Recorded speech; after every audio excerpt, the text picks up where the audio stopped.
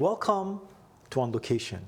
On this episode, we have an amazing person by name of Mr. David McWalter, who's a professional engineer and has a lot of life experiences that he can share with us so we can learn from him. Mr. McWalter, it's a pleasure to have you here, sir. You look so happy and excited. You keep looking younger every time I see you. Thank you. Appreciate that. So talk about yourself a little bit. Well, it's been a long life. I have lots of interesting stories. Good. From childhood right through to the present time. Life has been good. Yeah. I have lots of experience, lots of advice to pass on to younger people. Yeah. And in my retired life, that's exactly what I'm doing, helping young people manage life, helping young people get ahead, and putting work back into the community of Prince George that I love, that I've prospered in, that I've grown up in. It's time to give back. Perfect. So, how did you become an engineer? I mean, how did it happen? Like, was it like was it a dream you had when you were a child, or was it like, as you got older, you wanted to become an engineer? How did this thing happen? That's another funny story. When I was growing up, I always wanted to be a dentist. Dentist? Of all things. Wow. My uncle was a dentist, Yeah. great guy. I admired him, respected him. I'm going to be a dentist. Then, last year of high school, my friend and I were talking careers, where we're going to go to school, university. And he said, I'm going to be an engineer. I'm going to go to Edinborough, best engineering school in Scotland. Let's be an engineer. Yeah. And I thought for about 10 seconds, that sounds good. Yeah. All right. So I off went to university, became an engineer. And it was a different degree. It was a strange degree. I took engineering and economics, which I think helped me a lot in later life. I became a successful development engineer, and the background to that was not just engineering, it was the economics part. I understood where developers were coming from, I understood the finances that were involved with a project, and it made my projects more successful because of that economic component. So you didn't research it at all, and just went for it? Went for it, and it was great. Plus the school that he selected, they had a great field hockey team, and that was my passion in those days, playing field hockey. Yeah. So went to university, became an engineer, but more importantly, I made the field hockey team, and we had a good 4 years. Oh, wow. So were anybody disappointed in your family because you didn't continue the family tradition of being a dentist? Was there some like, oh, you can't do that, oh, what's going on? Not at a family dinner, Christmas, you know how it goes in family, right? There's always... Not really in my family. My dear wife, who I met actually at high school, and we're still connected after 50 years, just celebrated. That's another story. Yeah. The school I went to was Edinburgh, which was quite a ways from where I actually lived in Scotland. So every weekend I'd be on the train going back to Dundee. And after 1 year, I actually switched universities, went back to Dundee University, still doing engineering, but just to be closer to my dear wife. That's amazing. So talk about the experience. Like, what was the experience? Like, were you like, oh, I don't know what I got myself into? Or were you excited when you were taking it? Was it interesting for you to study this field? The coursework was great. I enjoyed becoming an engineer. I enjoyed the process. I enjoyed the challenge. I was good at it. And just answer from there. Okay. The biggest challenge was after graduation, I got a great job in the city that I grew up in. Yeah. I went to work for the city engineers department in Dundee.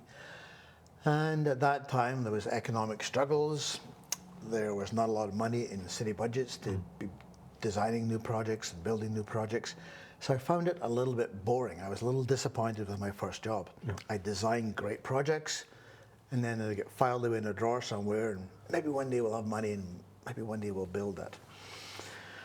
So after 2 years there, I met an old school friend of mine who had just come back from Jamaica. And she was talking about her life there as a teacher, the exciting life in Jamaica, and I thought, that sounds awesome. So I applied to the Jamaican embassy in London. I went for an interview at the embassy in London, and they gave me an offer of 2 jobs. So that was it. Wow. Back home to my dear wife, telling her, hey, Margaret, we're going to Jamaica. After lots of questions, because at that point we just had a brand new baby daughter, our first child.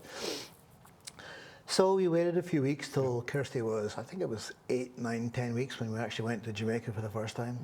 So we arrived in Kingston, Jamaica, new job, new baby, but it's an experience I would recommend to anyone. If you want to get experience in your profession, jump in the deep end, which is what Jamaica was. Lots of challenges, less sophistication. You were out in the field, working projects from scratch. They wanted a water supply system in a village. You'd go out there, you'd look around, and we did all sorts of innovative things. We would make pipelines out of bamboo pipes. To get a reservoir, we'd build a container on top of a hill. We would pave the hill with concrete, so the water every night would fall on the hillside, drain down the pavement into the reservoir. And the chlorination system was just basically a tin can with chlorine tablets, which it was primitive, but it gave you that practical knowledge of how to solve problems. So Jamaica was awesome. Social life in Jamaica was good too. Your friends changed every 2 weeks, which is a good thing and a bad thing, but I mean, all the tourists coming in. They would come into the planes, you make friends with them, because we lived in a place called near Montego Bay, which is a big tourist area. It was great. Our next door neighbour was John Cleese. John Cleese. You remember? Lots of fun, yeah. So you mentioned you had 2 jobs offered to you. What was the second job? One was working for a public works department. One was working for the National Water Authority, which is the one that I took. Why? Why do you choose one? It seemed to be more diverse, more travelling around the island. It wasn't just based in Kingston, the capital city. It was going all around the island, from Negril to Ocho Rios, Montego Bay. It was great. Yes, I saw all of Jamaica. I made lots of friends there. So how did your wife take all these things when you said, we have to go to Jamaica? Was there a little bit of argument? Or was there like you said, no, David? Maggie was teaching at that time, an active teacher. Okay. She was just into her mat leave because of her young daughter. And she was a rock. She actually accepted the challenge like me. And Jamaica was good for her too. Okay. She got her first driving license in Jamaica, which was an interesting exercise because my good friend, a contractor, was also a justice of the peace, and the driving license was pretty easy. But we had great stories. We had a nice house there, and it was a good 4 years. Let's talk about some of the stories. So were your other child born there, or was he? My son was born there, my eldest son, and like me, he's white like a ghost, and but he tells people he has a Jamaican passport and was born in Jamaica. They just don't believe him, of course. So that was a fun story. Growing up in this little village, we lived in Runaway Bay at the time, and the closest town was a place called Brownstown, small place, not a lot of services. And in fact, the school system there was pretty poor. My wife wanted to carry on teaching, but there was no school for her. So the convent there, run by a group of Irish nuns, we'd like to hire my wife to be a teacher, create an elementary school system, no school. So I built a school for them. It was just one of the things I could do as an engineer. I had the ability to find a person, get the materials, build a school. Talk about how you built the school, because that's a huge, that's crazy. There was lots of volunteer labor through the church. It was basically a concrete block building. It was primitive, easy to put together, but at the end of the day, we got a school. It was great. That is amazing. That you work with material that nobody works with, which is a lot of engineers, architects, they lack that area, right? They can work let's say in a modern society, but they cannot go usually to some other places that do bring out all these other material. You have to be very creative. You have to be a really good problem solver to do all the kind of things. So what were some of the problems that you were facing, and then what are some of the what were some of the problems that you were facing, and how you fixed them, right? So because bamboo, it's very interesting to work with. Actually, it's very interesting to work with. Yes, you go to Asia, and bamboo is a structural component. They make scaffolding out of bamboo. Interesting. Reminds me of a story when I was in Cambodia for a few weeks, helping there. We actually built a school in Cambodia, another school. And part of the issue there was because we were expatriates helping Cambodians make a better life for themselves, we weren't allowed to use modern technology. No modern tools, no power tools. We had to use the same tools that the Cambodian people were using, which is primitive axes. And one example was we built a soccer field for this school. Wow. Soccer is my passion in life, so that was great for me. See, we had this area, we developed a soccer field, but we weren't allowed to use a grader or earth-moving equipment or front-end loaders or backhoes, nothing. And I'm thinking, well, how do we build a soccer field out of this hillside? So next morning, the principal shows up with 130 children, all with their little axes and buckets. And we went about building the soccer field. And after a day watching those kids work, I thought, we're never going to do this. So back at night with the other expatriates, we had a quick whip round, raised a bit of money. Next day, a grader showed up on site. We had that thing leveled in no time. And by the end of 1 week, we had a soccer field. It was fantastic. That's amazing. I mean, the kids, in those cultures, like, in my culture also, they always put the kids to work. There's no escape. You get signed in for stuff that you don't even know. Hey, by the way, we're going here. Where? And then there you go, right? You're on the field shoveling and stuff like that, right? It was fun, and it was satisfying to do that and see the smiles on the kids' faces. And we went out there kind of prepared for that. We took soccer balls and soccer uniforms and stuff for the kids. It was great. Yeah. So what are some of the challenges that you face and you fix? Challenges. Coming to Canada from Jamaica was a challenge. So how long were you in Jamaica for? I was in Jamaica for 4 years in total. 4 years. Okay. Yes. So when you say coming to Canada was a challenge, was it a culture? I was still fairly young. It was a different culture. How old were you? I would be 29 at that point. So serious? Still fairly young. Wow. But we had nothing. Yeah. At that stage, I had no aspirations to have my own business or be a consultant. Nothing that had entered my mind before. Funny thing was, and I went to an interview in Kamloops, of all places. That was the international headquarters for Stanley Associates back in those days, the company I first worked for. So that's where the interview was, Kamloops. So I came from Jamaica, July in Jamaica, July in Kamloops. Smoking hot, 95 degrees. I thought, whoa, this is just like Jamaica. And so they offered me a job. And then they pulled out this map. And on the map, it was a map of British Columbia, which I didn't know too much about at that time. And there was Kamloops, and 2 inches further north on the map was Prince George. I thought, wow, this is beautiful weather. What difference can 2 inches make? So I went back to Scotland, sold my house, got the kids ready, more kids at that point, 2 kids at that point, and we came back to Canada. Prince George in November, quite a difference. My wife came later in December, a little bit after me, and it was snowing like a bugger. She got stuck in Vancouver, couldn't make it to Prince George that night. She wondered what she was getting into. So believe me, 2 inches makes a big, big difference. Were you shocked yourself? I was cold. The first project they sent me on was out in Burns Lake, of all places. Nice place, Burns Lake, building an airstrip, which I was there for 4 weeks. And that was the only time I felt, no, this is not right. I almost quit and went home, but I stuck it out and no regrets. So let's talk about your wife. Yeah. Okay. How did she feel when she came to because I know there's some fights going on in the background, right? So what were some of the things that she was saying? What have you done? Where are we going? It's so cold. Was there anything like that? Or? Maggie was very closely connected to her family, her brothers and sisters, and her mom in particular. But again, she's a trooper. She stuck with me, and we've learned to grow a good life in Canada with our own kids and grandkids now, and so hopefully she has no regrets either. I'm sure she doesn't.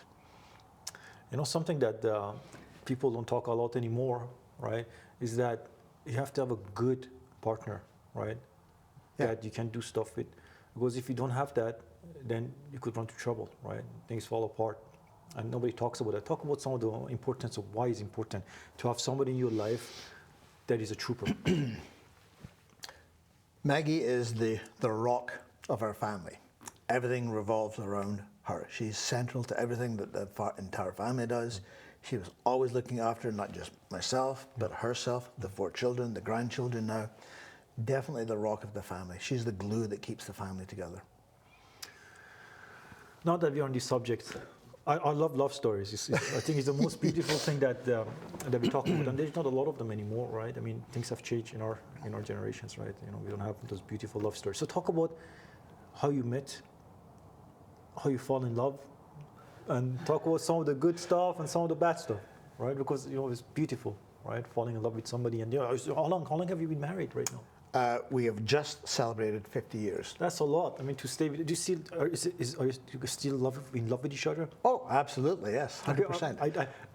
I've done so many interviews all over Canada. I rarely hear that. You know, people are like, oh, you know. But, so let's talk about how you met. When you saw her first, what happened? Were your eyes coming out of your brain? You're like, oh my God, your heart was pumping. Like, you know, what happened? Talk about the whole meeting process.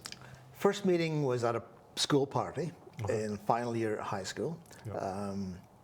And Maggie was there. Of course, everyone knew her because Maggie was the school captain. And Captain? Everyone looked up to her. And so, first party, Before that, did you know about her a lot? You thought about her, you say, oh, I like her. Was there any kind of crush? You know, in those ages, everybody has crushes, right? Not a crush, but definitely respect. Oh, okay, good. By way of her reputation. Great school captain. Again, really good people person. Yeah. So we got together initially at this school party, and we started dating after that. And for me, it was what was it for me? It was like it was a milestone for sure. It's a step up for me, stepping up ladders, dating the school captain. What a feather in my cap. Yeah. It was fun times. High school was great. So how did you fall in love? Did you fall in love right away, or did it take time to fall in love with each other? Well, it was still high school, and we were both finishing high school. We both had to go off to our respective colleges and universities, and the dating process actually took 4 years after high school because we were going to university, going to school, and we were smart enough, I guess, to realize that dating is fine, relationship is fine, relationship was good, but we should wait till we finished our degrees. Get out of school, get married. And we did. It was like a week after we graduated. So when you were both in colleges, were you still with each other talking and meeting, or were you in 2 other different cities? No, we were in the same city eventually. And again, back in those days, back in the 60s and 70s, the people who were running the country at that time did a very smart thing, because at that time, engineering was a very male-dominated profession. Yeah. So when they built an engineering school and a university, next door always, at every university in every city, they'd put the College of Education, which is where the teachers would go to get trained. They were basically female, engineering school was basically male, and to this day, you go back to Scotland, you find so many teachers married to engineers because of this planning by the Scottish government. That is amazing. They really thought about the people. It worked out, and because of that, dances and stuff were less boring because you had the two faculties next to each other. Yeah, if you were all alone, you have a dance, it's all guys. But now it's different. Now you go to an engineering school and it's almost 50-50, male and female. But back in those days, it was, if you had a female in your class, it was different. There's a lot of women engineers now. Like in UBC everywhere, right? So it's amazing. Yeah. But it worked out. Social experimentation. Okay, so let's talk about how do you guys, like, what are some of your advices? How do you keep a good relationship, right? Because, you know, you started with fire. How do you keep that fire going, right? I think there's a mutual respect for each other that keeps life going. We have our kids, which we totally focused on for the first dozen years or so of our marriage in Canada. And then the kids growing up and their paths, not careers at that stage, but their pleasures, what they enjoyed doing, kept us involved. And one of the big things was soccer, which is a passion that's very close to my heart. I grew up not playing soccer, I was a field hockey player. But coming to Prince George, soccer was the growing sport at that time. So my oldest daughter at that time decided she'd like to play soccer as a 5-year-old. So I went to the first practice. The organisers at that time, bless them, they heard my accent and they thought, wow, Scottish, you must be a soccer player. You must know about soccer. And I didn't. I played field hockey, which was the same 11-a-side game. So I knew the rules, watched lots of games. But hearing my accent, they gave me a bag of balls and a whistle, and they said, go for it. You're now the coach. Are you serious? So there I am coaching my daughter's soccer team, knowing very little about coaching. But like anything I do, I like to do it well. I took lots of coaching courses in those first fledgling years. I became a very good soccer coach. I became the technical director for the local soccer association. After that, as part of that, I trained the local soccer coaches. I gave the coaching courses. I trained all those younger people, parents mainly, to become soccer coaches. And it's been my passion. I then played soccer locally. I refereed soccer. And I put a lot back into that game. But my pride and joy in Prince George, if you know the community well, is the soccer fields in Prince George. It's one of the finest soccer facilities in British Columbia, probably in Canada. Are you serious? I started off by designing the youth soccer fields. So you design all those fields? Designed. And then I designed the men's soccer fields next door with their clubhouse, and then designed the ladies' soccer fields next door to that. So we now have a collection of 13 full-size soccer fields, training facilities, clubhouses, floodlights, irrigation system. And I took on that project for the Soccer Association. I went around the various Rotary clubs, community organizations, begged for money. We got a $500,000 grant, which was a lot of money back in those days, from the provincial government. The city provided the land, BC Hydro provided the land, and we built the soccer fields with donated equipment, donated sand for the field bases. And the only thing we actually spent money on was this grass seed to grow the grass, and it was seed, not turf, that we grew the grass from. We had to spend money on the floodlights, money on the irrigation system, but everything else was donated. I remember the days of begging people for equipment and graders, begging people for sand. But at the end of the day, it worked. I had kids, teams out there picking rocks out of the field because the sand was not that great that we got. And it was a hands-on project. Every tree that you see surrounding the soccer fields, I planted every single one of those trees. Great project. And I drive by that and it gives me a great sense of pride. That's amazing. So are you still a coach or no? No, I gave up coaching with my granddaughter and grandson about 3 years ago. So you were the coach, and then you design all you're totally a hands-on person. You work from inside to outside, right? So, but it's part of building Prince George. It's part of giving back. So what are some of the things that you're very proud of building? Good question. Now that I'm retired, I can look back on what I've built with a lot of pride. When I drive around the city, driving anywhere, you get stopped at a set of traffic lights. It's a red light and you get a minute to think. And I look around me and it doesn't matter where in the city I am or which traffic light I get stopped at, there's always something I can look at that I've designed and constructed. And that's with 40 years of being an engineer in Prince George. I created, managed, nurtured, grew my engineering firm into the biggest single planning and engineering firm in northern British Columbia. Oh, wow. So we have done projects from Prince Rupert to Fort Nelson, but mainly in Prince George. I look around at the fledgling growth of Prince George, where the first box stores came to Prince George in 1995. I did the first one. I did Costco. And out of that, I did Walmart. I did Home Depot, Canadian Tire, building all those box stores, building shopping centers, building hotels, casinos, lots of premier projects in the city. So you basically built the whole city.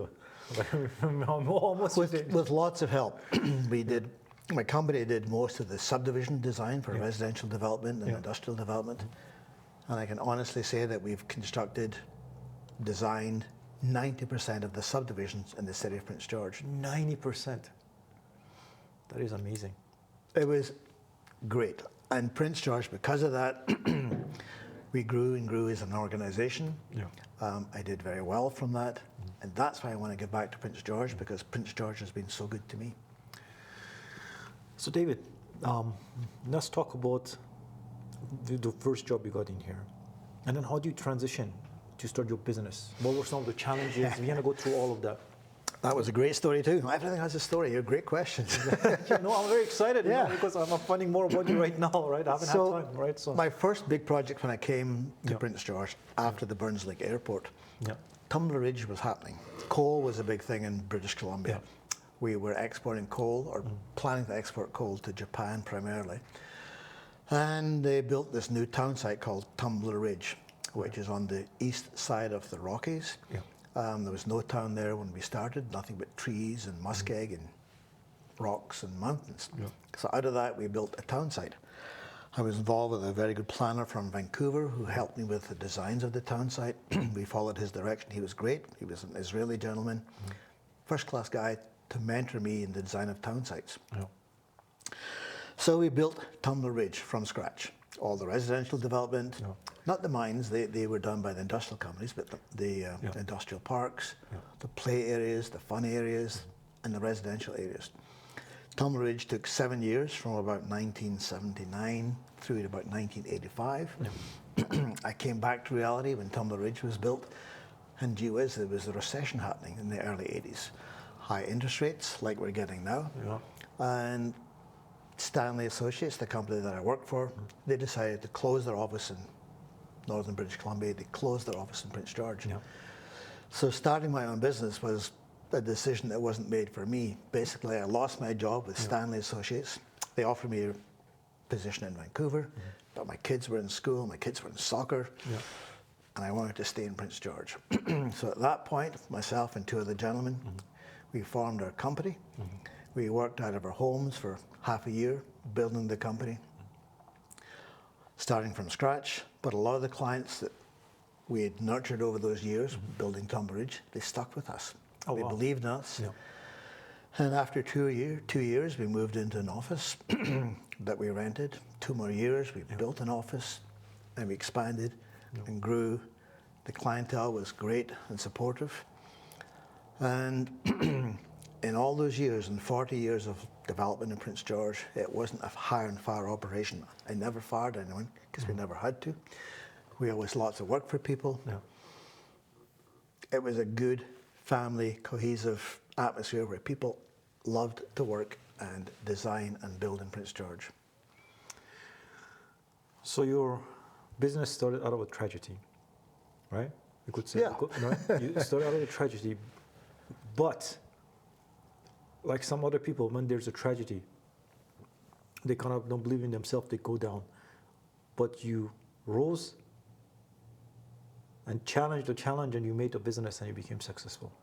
I never visualized owning my own business. I never visualized running a business. I used to be scared public speaking. I never enjoyed that. But someone had to head the organization. Someone had to go in front of city councils and promote projects, do rezoning applications, land use applications, deal with controversy, and be the face of an organization. I never envisioned myself doing that. I still don't like doing it. But someone had to. And I took on that challenge and became good at it. So David, one of the most important things about business is the people that you surround yourself with. If you have a good business partner, you can prosper. If your business partners are not on par with your level of, I guess you could say, enthusiasm, right? It's not going to work. How did you choose these people?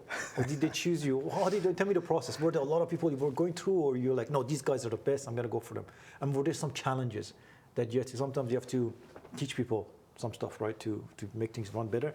Was there any kind of a problem when you find these people? How did you find the people? Why did you choose these people? Most people came to me applying for jobs. There was an interview process. My interview technique was probably different to anything they've ever experienced. I asked really strange, difficult questions. For example, in an interview, how would your friends describe you? And you get a lot of pause for thought, and they have to think about that. And I wasn't so much interested in the answer. I was interested in their responses, how they actually reacted to a strange question, how they handled themselves. For problem solving, you wanted to see if they can solve problems? Was that? Oh, okay. So different types of questions that made people think. I just wasn't looking for standard stock answers, yes and no. I made them think, I made them talk. And you could very quickly weed out the people who'd be good. So let's talk about, let's say you ask a question. What is good to hear and what is not interesting to hear for the same question, or whatever you want to add. People who can't talk in an interview, people who just give yes and no answers, they're not the people I was looking to hire. I want people who can think for themselves, think quickly, and be responsive. That is amazing. So one more question. So let's talk about your business partners. How do you choose them? How did that happen? Were you picky to choose your business partner, or you guys just came together when you lost a job? How was that process? How did it happen? Business partners evolve. Not everyone starts out as a business partner. They all start out as trainee engineers or trainee planners. Yeah. They come, they grow within the organization. Yeah. You can see their growth. Yeah. And eventually, you invite them to become a partner of the business. But again, it's difficult for young people, and typically people you invite to be partners have a bit of experience, they have a professional degree, a few years training, but they're young. Yeah. They have families, they have mortgages to pay, they have student loans to pay, and the last thing in the world they can afford is a partnership. Yeah. So what I did was I made partnership life very easy for my prospective partners. I basically paid them to become a partner. For the shares that they were given, I didn't take any money. They were given shares. And then the proceeds from those shares allowed them to buy more shares and become bigger partners and grow in the organization. So I made it as easy as possible for them to be partners. And to this day, partners that I groomed, looking to replace myself eventually, and that process worked. Partners that I groomed and identified as potential presidents of the company, they did become presidents of the company. The current president of the company that I've now retired from, I identified him at high school. Are you serious? How did you do that process? Because that is insane. Well, I was in the Rotary Club of Prince George, and we used to put on a program where we'd go and interview grade 12 students. We would pretend that we'd create a mock interview system. People who wanted to be engineers, they would come to me. And I would do the interview process and identified this young man as, this guy's got talent. And I nurtured him. He went to engineering school. Every year from engineering school, during the summer vacation, he would come and work for me. After 4 years at school, he came and worked for me full time. And he's now the current president of the company that I retired from. That is amazing. You're not, you give chance to anybody who deserve it, right? That's the thing about you. Like, you give chance to people who deserve it. A lot of companies, they just pick up their cousins, friends, uncle, you know, like, and they bring those people in, you know, whatever, right? But you give chance. You give chances to people. Not a lot of. I've seen a lot of, you know, business owners and things like that. They don't do that, right? There's very few like you that goes and actually teaches something. You groom them to, you know, become better and stronger, and then you give them a chance. Basically, you change their lives, right? Yeah. For example, if you weren't there, they might have been totally something else, right? That is very interesting. It's very rare. It's been a great career, a great life. I have no regrets. No. And I tell young people that when they're choosing a career, I wouldn't change my career path at all. I was happy being an engineer. No. Every day was different. Every day would be a new challenge, a new project, a new town, a new development. Every day was different. It's fascinating. And to this day, although I've now been retired for 10 years, I'm still retired but extremely active. I'm doing major development projects still in the city of Prince George with new buildings, building a hydrogen facility in the city of Prince George, the largest one in Canada, which I went to city council and got that rezoned.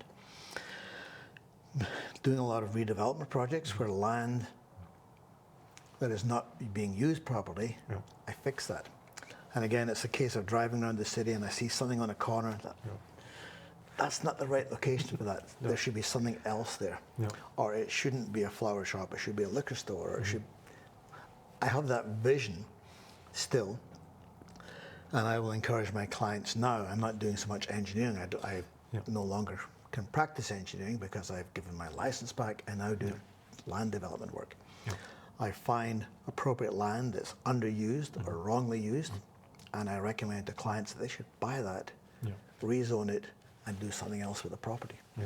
And that's the economic part again. So it's mostly consulting now. That's what you're trying to something, right? Or do you get involved in the development also? Yeah, mainly consulting now, but a lot of that consulting is pro bono. I do not charge for my time. I will help people. One of the things I'm doing right now is helping retired people downsize. Yeah. They've grown up, they've been successful. Yeah. Their kids have left home, they're living in a larger house than they need to. How do they downsize? And the economy is actually helping that. These high interest rates that we've presently got at 8% for a mortgage. People are going, how can I afford to buy a house that's 4,000 square feet on a lot in the city of Prince George? It's going to cost me $1 million. And they're right. So people are now looking at something smaller. Retired people, seniors, they don't need 4,000 square feet. They've probably got lots of junk in that 4,000 square feet that they'd love to get rid of. I know I would. But now they're looking for 2,000 square feet or 1,500 square feet. But they're looking for a different kind of home. They're looking for a smart home, something with energy efficient, facing the sun, solar power, everything in the right location in the house, smaller but affordable. Instead of paying $1 million, they might pay $500,000 or $600,000. But with the higher interest rates, it's affordable. And that brings different challenges. I looked at this trend that I'm seeing, people looking at smaller homes, smaller lots. The first thing that people do when they move into a smaller home is, where the heck do I put all my stuff? All the stuff that they've collected over 40 or 50 years. The house is not big enough. So the next thing that's going to be the big boom in Prince George, in Canada for that matter, is self-storage. Because people who move into the smaller homes, that's where they put their stuff. 60% of the people who have self-storage facilities are women. And when women go into a self-storage facility, they're looking for safe and clean. So the ones I design, paved streets, concrete walkways around the buildings, security cameras, bright lights, so women can feel totally safe. They can walk around with their heels on and not get stuck in the mud. But everything is push button. You enter by push button, you get into your locker in your unit by push button. It's just safe and smart and profitable. So there's a psychology behind your design. A little bit, yeah. Because what this is a demographic research, right? Yes. So when you design, do you do demographic research? No, it's largely common sense. And what I'm doing right now, and in Prince George, we're building a major self-storage facility and warehousing facility based on this theory that people need that because they're moving into smaller homes. So the best place to put a self-storage facility is close to a new residential subdivision with smaller lots. And that's exactly what we're looking for. It's amazing. You have so much experience. It's crazy. But it's fun solving all those problems. Because you love it, right? You love what you do. Like you're always happy, right? You look so young. Every time I see you, you're younger because you love what you're doing, right? When you don't like what you're doing, you have to wake up and, oh my God, I gotta go to work. You just keep getting drained, right? You know, and I guess that's the thing, that you have to force yourself to go for your dream, even though it's very uncomfortable and things like that. In your case, you became the face of the company, something you don't like to do, right? Yeah. So, but you had to push it, right? Yeah. But my dreams were fun. Every morning I wake up, I have something to do. I don't wonder what I'm going to do with my day. There's always a plan. I'm always busy, and hopefully that's keeping me young. Talk about some of some of the things that you trained yourself to do daily routine. Do you have to? You probably have some type of a discipline, right? So, what is your discipline, or do you? I think my wife is my discipline. She makes sure I get up in the morning, and she maximizes my day in terms of efficiency. She has been, again, as I said before, she's been the rock that I've built my life around. That is amazing to hear. So, how many kids do you have? I have 4 kids. You have 4 kids? And again, just like an engineer, everything is so well planned. 2 boys, 2 girls. Why did you plan that? Same with the grandchildren. Again, everything is divisible by 2, my favorite number. Grandchildren, I have 5 girls and 5 boys. Oh my God. Totally planned. How did you plan that? The secret to having grandkids is make sure that your kids live in nice places. 2 of my children thankfully stayed in Prince George. They went to the local university, which has been great for them. The other two children live in beautiful locations. As I mentioned, my daughter is now living on an island. Yeah. We're living her Jamaican childhood. She's now living in Honolulu. Yeah. My oldest son is living in Victoria. Growing up, my kids, they never wanted to be engineers, which was a bit of a disappointment for me. Well, But he became you didn't want to be a doctor, right? So I guess, right? yeah, no, they didn't want to be engineers because they probably saw how hard I worked. It was long hours, but that was tough for them growing up because there'd be times of the week and the evenings when I wasn't there. But again, Maggie the Rock stepped in and fixed all those problems. What were the hours like? Like you were never home, or were you home sometimes? First 7 years or so were the toughest years because I was working a lot of out-of-town time in Tonbridge. I have to be there for weeks at a time, managing projects. But after I started my own business, there was more in-town work. Yeah. But there was still lots of promotional work, going out to Prince Rupert, going up to Fort Nelson, lots of flying, lots of travel.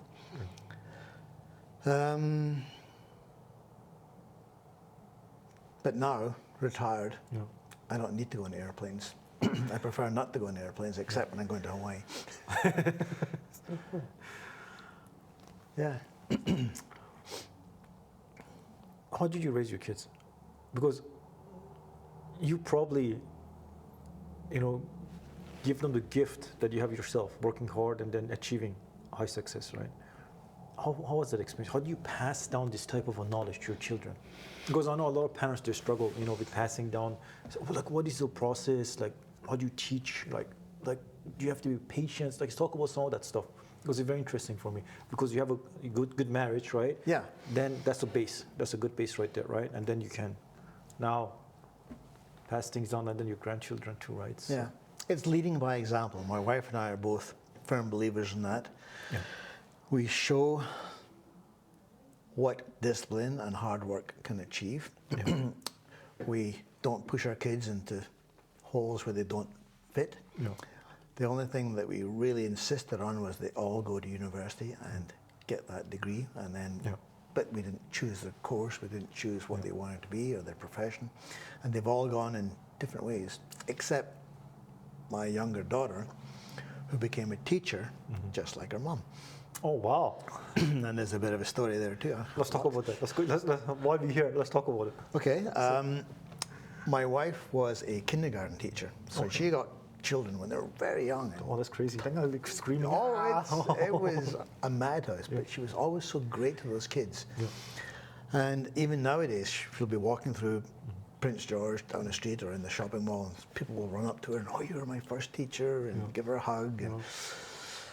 And, but my younger daughter saw that, became a teacher, a very good teacher like her mum, and gee whiz, she became a kindergarten teacher. Wow. So her first full-time job through the school district was at the school where my wife used to teach, and her first classroom was where my wife used to teach.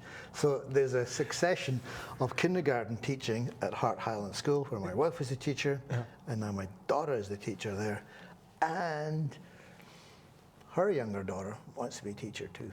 So That is amazing. That is amazing. it's like me being a soccer coach. I, over the years, because I was not just the coach of my teams, I was coaching. I was coaching coaches, coaching multiple teams, giving clinics. So there's thousands of kids, literally, in Prince George who know me. And I should know them, but when I'm teaching them, they're 5, 6, 7, 8, 9, 10, younger kids, they change. My goodness, they change.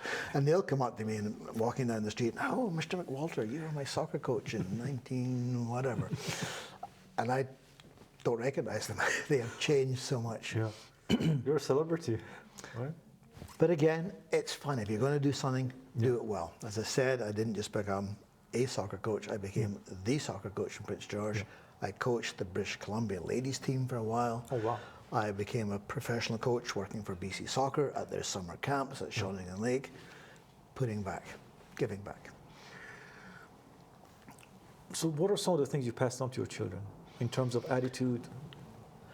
Positive attitude. They're all happy, positive people. They're very family orientated. And an example of that is every year we have our family vacation in Whistler, the last 2 weeks in July. Wow. And it's sacred. Even the 4 kids, every one of them, have never missed the last 2 weeks in July. And this spans now at least, my goodness, 40 years. We've been going down to Whistler for 2 weeks in the summer, every single year. The grandchildren are now coming, which is expensive because we need more and more accommodation. But again, it's part of that family. They want to be part of the family. They want to help their kids, their grandkids. But I say Maggie has been the rock that has held our family together, but Whistler has been the glue, and that family vacation every single year. And we never get tired of it. We go there, we have great fun as a family.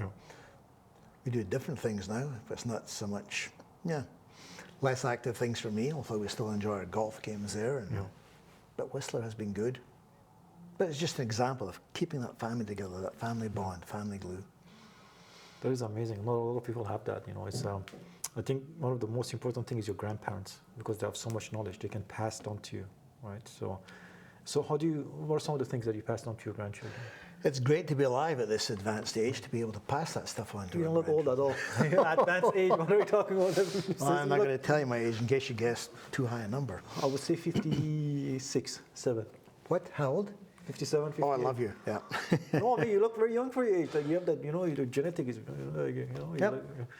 I don't know if it's genetics or not, my age, but I'm in my mid-70s now, and no way. yeah. Are you serious? Yeah. You don't look like that. That's all. Thank you. I appreciate that. But one thing I'll never forget in my life is my wife is older than I am. Your wife is older than you. And I never let her forget it, even though it's only by 5 days. But oh, 5 days. Okay. But she is the older woman in my life. Yeah. That's funny. So, what are some of the things you've passed on to your grandchildren? Again, how do you do it? Through activities, or do you do it through like stories? Because some grandparents they tell stories, right, and then they let the to sink in, right, and some they show activities, and then they correct things they want to pass on to the grandchildren. No favorites. We love them all equally. One thing we do at Christmas time is my Hawaiian daughter and grandkids come back. My Victoria contingent come back from Victoria to Prince George. And one thing we do is we rent the roller dome on Boxing Day, and we have this event called Boxing Day Soccer, where Maggie and I will play, and the 4 kids will play, because they're still pretty fit and active. But the 10 grandkids all play now, and it's amazing. And our family, friends, people that we know in Prince George, neighbours, they all come down to this event, and we play indoor soccer at the roller dome. Just magic. It's just one of those things we do as a family. The children will learn from that. They'll see the benefits of being in a family. They'll get to show off to their cousins their respective soccer skills and other talents, and it's just great fun. So you do a lot of bonding, I see, because I think that's the most important thing. Lots of bonding, lots of family events. Now with FaceTime, every time it's a birthday or an event that one of the grandkids has experienced, we're always on that FaceTime video. It's great. Let's talk about your plans for the future. What are you hoping to pass down, I guess, to the younger generation? Future, great topic. I hope my future is long and healthy.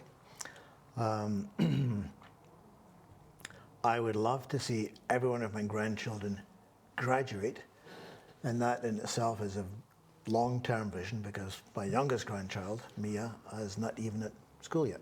So there's at least 18 years to live for. I want to see them all graduate, be successful, but most of all, I want to see them be happy. We talked a little bit about the future and my vision for the future, which is a contraction of people's lifestyles somewhat into smaller homes.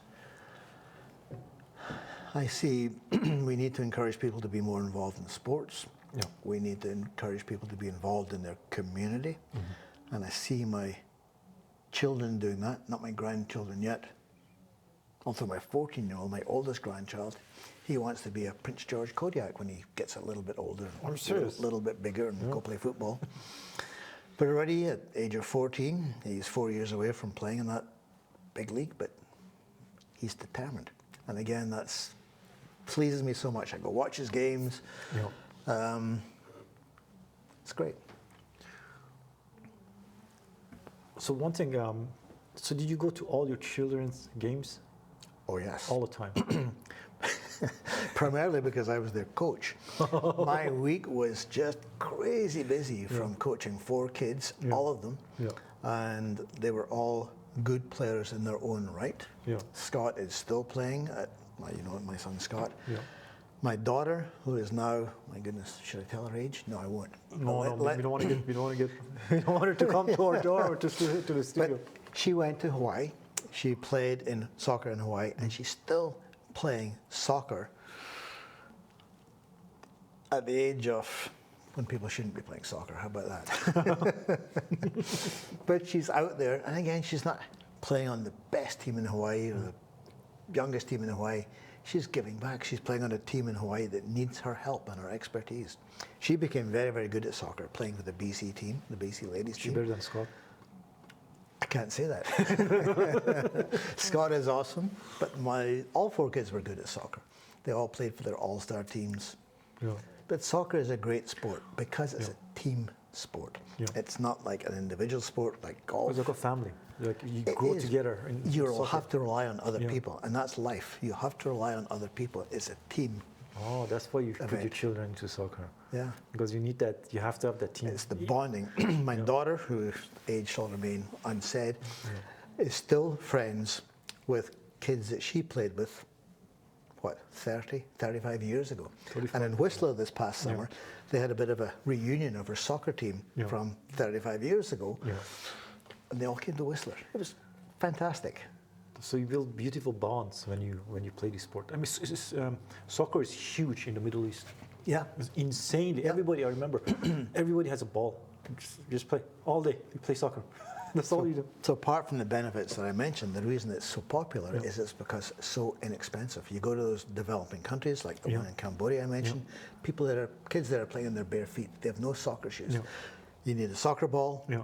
and a place to play, and that's it. That's it. It's inexpensive. Yeah. It's not like all this hockey stuff where you need expensive equipment. Sticks and things like Oh, that. Or, goodness. And golf, oh my goodness, golf's expensive too, but it's an individual sport. Soccer is great. yeah, you're right. It builds the teams, like I remember. Prince George has grown very little, despite my best efforts in building subdivisions and building box stores and stuff like that.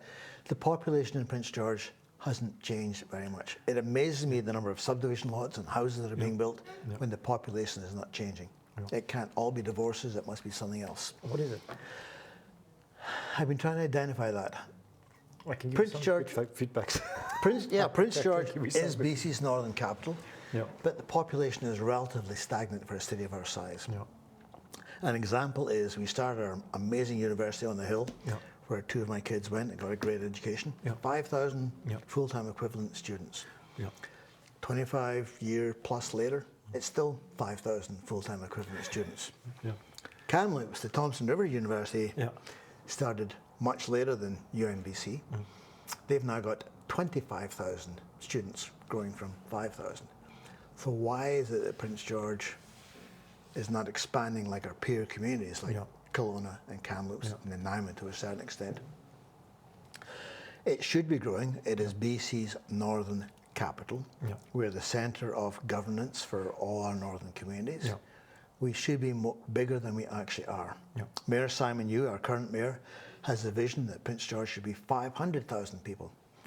I admire him for that, but he's shooting too high. But we should be at least 100,000, growing quickly to 150,000. And it's happening. I'm still involved in the development community. I have a lot of foreign investment clients, Chinese in particular, who come to Prince George. They cannot believe how inexpensive land is. And you think about other cities in British Columbia, they're growing up, but not out. Prince George is growing out because our land is so inexpensive. We have large lots, single-family development, and other communities, they're developing high-rises and condos. But I've seen that change in the last decade, shall we say. We used to design 10 single-family lots for every 1 apartment building. In 10 years, it's now 10 apartments for every single family lot. So we are densifying as a community. Yeah.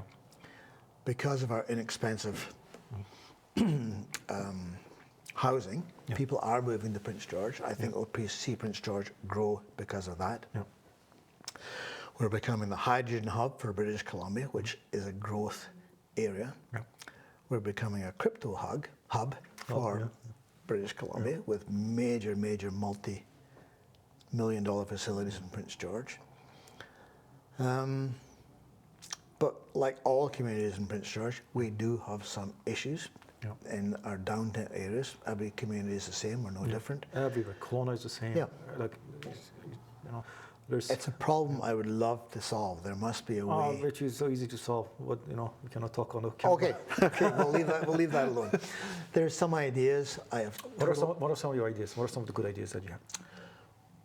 You cannot force people to live where they don't want to live. You cannot force people to take treatment that they don't want to treat. Yeah.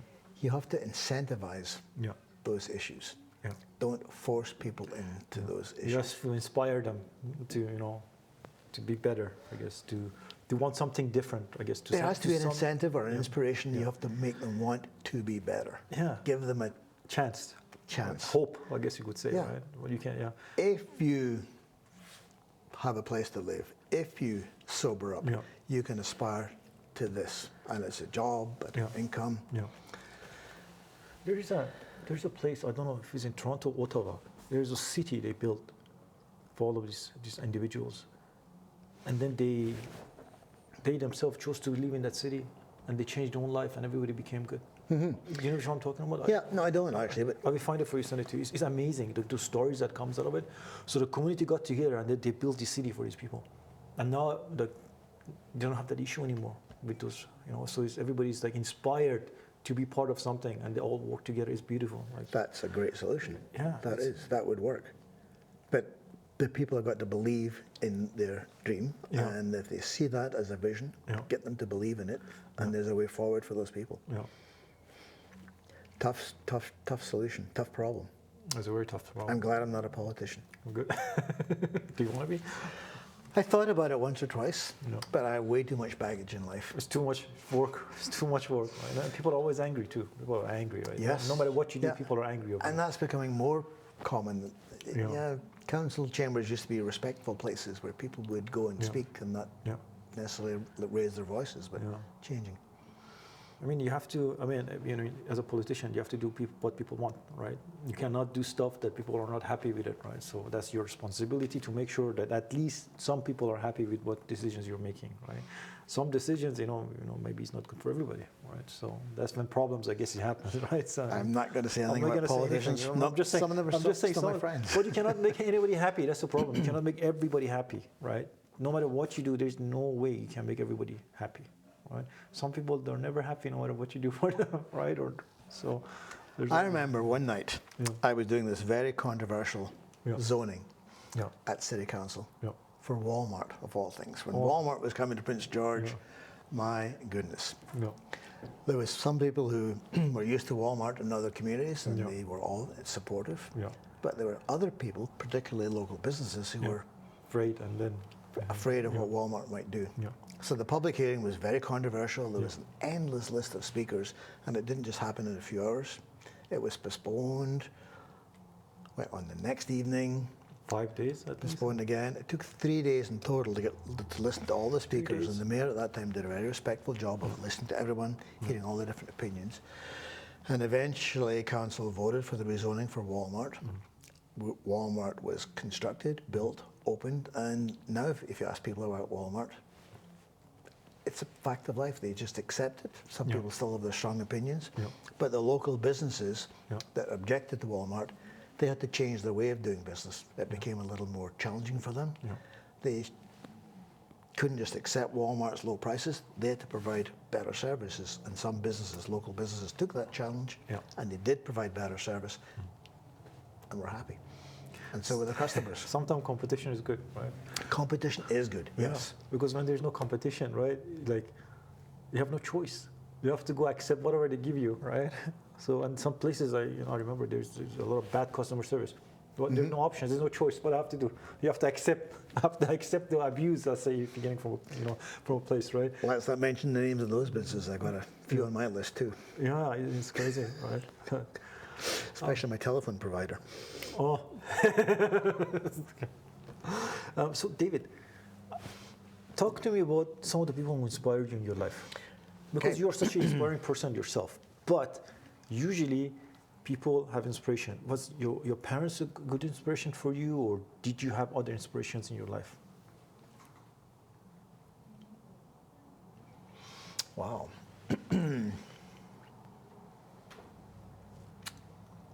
Great question. I'm going to give a thoughtful response. My inspiration was my aunt, my mum's sister, Yeah. who had some difficult health problems when I was growing up as a child. Yeah. We would always go visit her. And what I admired was her happy, positive attitude, despite the infirmities that she was suffering from. Always positive, always happy. And I couldn't understand that. She was in a wheelchair, Yeah. tough life. Yeah. So she was an inspiration. She survived. That became a key word in my vocabulary, going through life with all my different challenges from different countries. And my key word was survival.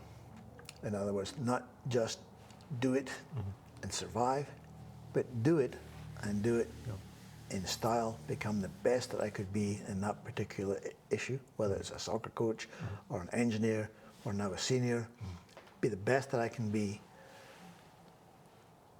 on a daily basis. That is amazing. Anything else anybody else that inspired you? Or? My current inspiration is a gentleman that you know, Mr. John Brink. He is amazing at his advanced age, mid-80s. Yeah. Mid-80s. Little ways to catch up. 83, 84, something like that. Yeah. But he is still a visionary in terms of his land development, building subdivisions. He has seen the future like I have with self-storage and warehousing. He's now building warehouses that you wouldn't believe in the BCR Industrial Park. This year he's finishing a 65,000 square foot warehouse. Next year he plans to build a 240,000 square foot warehouse. These are huge. Costco's 100,000 square feet. Yeah, it's huge. His warehouse will be 2.5 times the size of Costco. It's massive. You need a car. It's massive. But he has the vision to build that. Yeah. And he's building it now for those future retirees and baby boomers who want to get rid of their stuff. Wow. Is there any book that you recommend that changed your life? It's a book that was written by an engineer, Yeah. strangely, and a developer. Yeah. And it's a true story. It's development in Nanaimo, where this engineer / developer wanted to build a subdivision. And it's written in a very humorous style. It's about all the challenges he faced as an engineer, building a subdivision, dealing with bureaucracy, dealing with City Hall. The worst thing he did was actually found an arrowhead on the property that he was developing. And the stories that came from finding this little arrowhead which shut down construction and caused months of delay. It's a very, very funny book. The book is called Buy by the Acre, Sell by the Foot. Wow, that is amazing. It's a good book. Anything else? Any other book that you had experience with that you want to share? I'll leave it at that one book. Okay, good. So, do you have any funny stories that you want to share? Some funny stuff that happened to you, like, oh, I cannot believe it. You know, something like your kids did to you. You know, sometimes kids like to play prank on the parents, right? No, I'm good. You don't want to say it. Okay, good. There's probably lots of stories, but You don't want to sit on camera. David, who's your favorite kid? I can't say that. They're all my favorites. Who's your favorite grandchildren? Same answer, yeah. How old is your daughter? How old? Oh, yeah. No, I'm. Okay, so it's a pleasure to have you on the show. I learned a lot myself, and I know a lot of people, they learned a lot. In closing, why should people follow their passion, something that they love? Following your passion is following your dream. And if you can live your dream every single day of your life, you're having a great life. Okay, perfect. Do you want people to find you online or no? Should we do something like that? Do you have a website or? I really have no online presence. Okay, good. I have no website. These days I just get calls out of the blue. Yeah. And Like me, I call you out of... Yeah, I'm always happy to help. Okay, perfect. Well, David, it was a pleasure to have you on the show, and hopefully see you soon. Thank you very much for joining us on this episode. And always remember to follow your dream, because you're going to be happy and relaxed and passed on your knowledge happily like this gentleman right here. Until next time, have a great evening.